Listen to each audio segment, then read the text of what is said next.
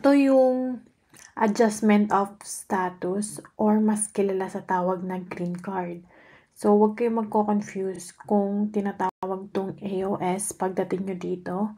Kasi, yun yung form na fill outan nyo.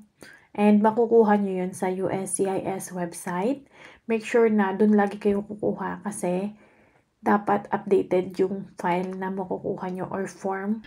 Hello guys! So, gagawin ko na lang video yung explanation ko about sa expenses, how to adjust your status, what are the expenses na hindi nyo in-expect here.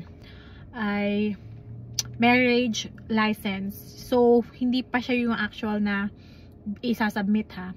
License is just to get married. So, babayaran nyo yun. Depends on your state and your county. So, may bayad yun, iba-iba ang presyo, okay?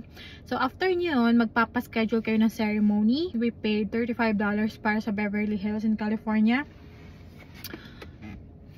And, here in California and LA specifically, you need to do it in person, not online.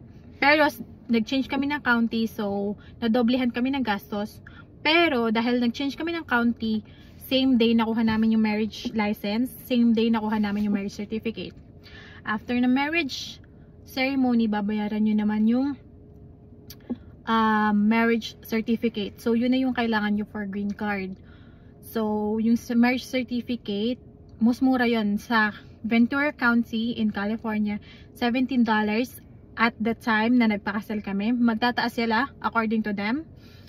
And, madami na kunin nyo. Kumuha kayong 5. Okay? Para kasi pag next time na kailangan nyo, hindi na kayo babalik doon.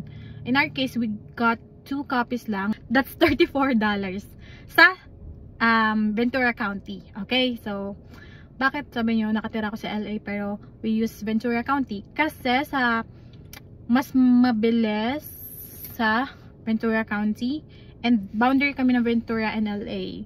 So, for us, more convenient to do it here sa may Ventura.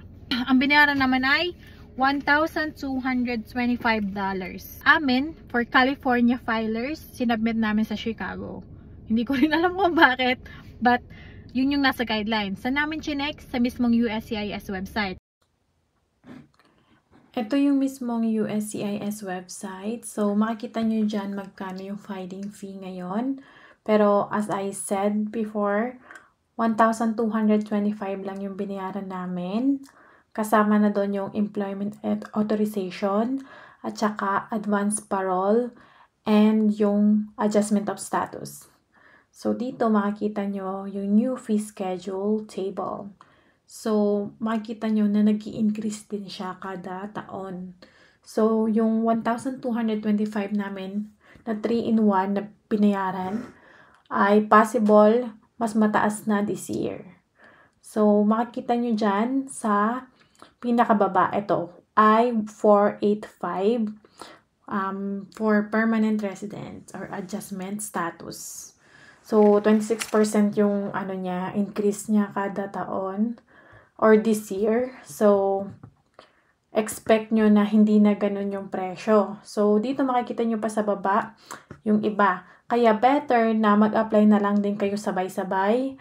Yung EAD at saka advance parole, sabay-sabay nyo na i-apply. Yun lang. Thank you.